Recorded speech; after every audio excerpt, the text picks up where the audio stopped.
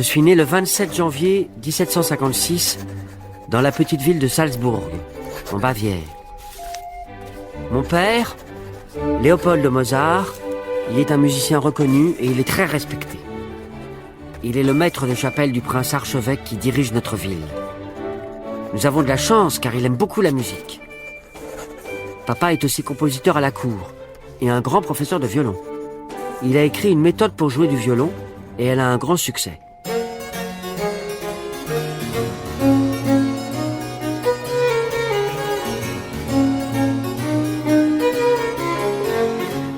Quand j'avais 4 ans, papa était déjà très fier de moi. Il racontait à tous nos amis que je savais jouer du clavecin et du violon. Alors quand j'ai écrit à 5 ans mon premier manuel, il s'est empressé de l'annoncer autour de lui. C'est vrai que j'aime beaucoup la musique. Je peux chanter tout ce que j'entends. J'ai toujours un petit air dans la tête. C'est papa qui le note pour moi, car je ne tiens pas encore bien ma plume, et je fais des taches d'encre. Avec papa, maman et ma grande sœur Nanerle, nous allons souvent au concert. Nous sommes aussi invités à des fêtes chez des amis, où tout le monde vient avec son instrument pour faire de la musique ensemble. Moi, je prends toujours un petit tabouret pour me mettre près des pupitres.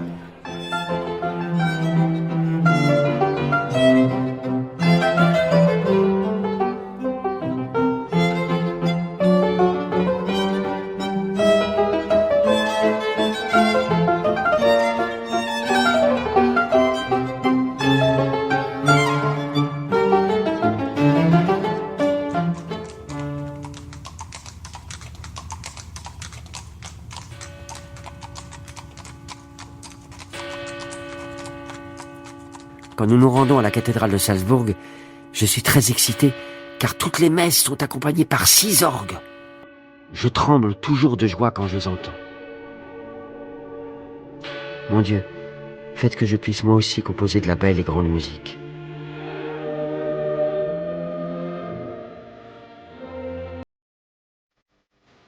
Chaque jour, papa m'aide en m'apprenant les secrets de l'écriture des notes. Il est sévère. Et j'apprends beaucoup avec lui.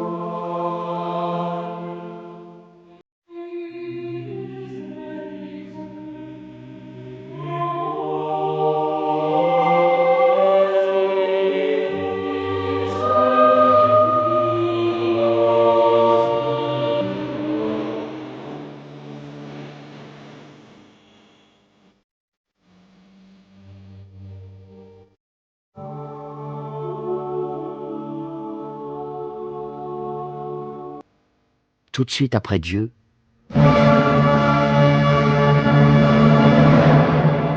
papa.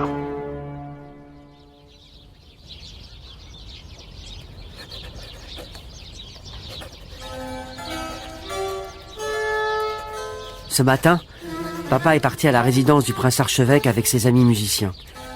Ils vont répéter le prochain concert de l'orchestre qui sera donné à la cour. Moi, je suis resté à la maison, à ma table de travail.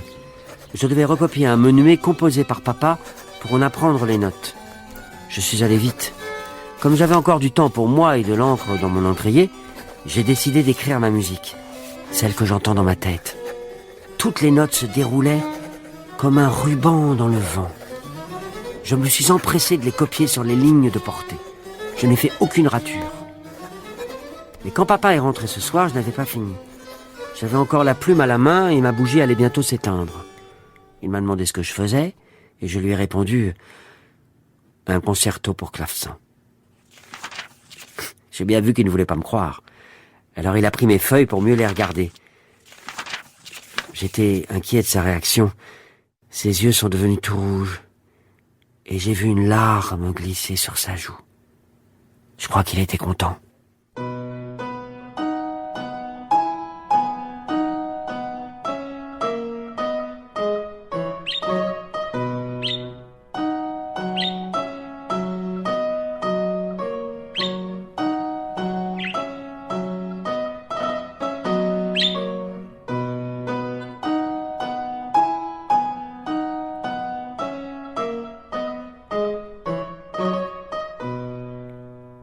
Maman n'est jamais loin de moi.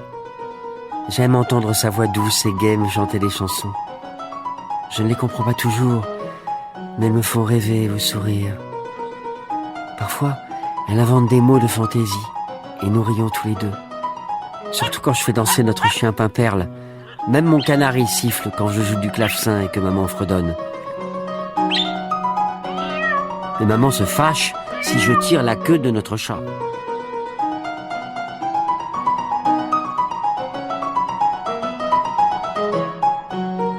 C'est aussi en chantant que j'apprends l'alphabet, car en allemand, on appelle les notes de musique comme les lettres de l'alphabet.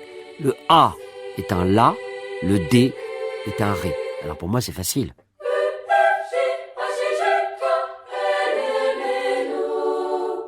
J'aime apprendre avec le petit moule à pain d'épices que maman emprunte à notre cuisinière Thérèse. Toutes les lettres sont gravées dessus. Mais ce que je préfère, c'est contempler son décor. Je regarde longuement le personnage qui porte une cage à oiseaux. Je l'entends qui les appelle.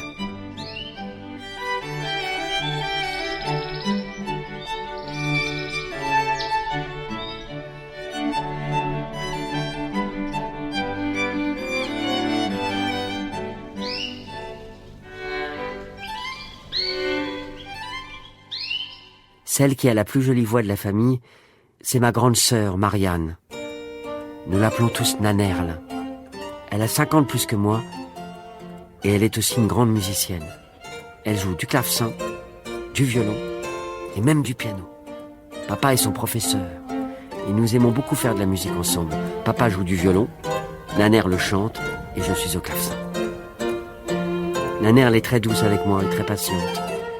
Elle me rappelle souvent que lorsque j'avais 3 ans, j'attendais qu'elle ait fini de travailler son clavecin pour venir pianoter sur les touches. Je venais chercher les notes qui saignent. Sans doute comme un petit oiseau vient picorer des graines pour les mettre dans son nid, je picorais des sons pour garnir le nid de mes futures compositions.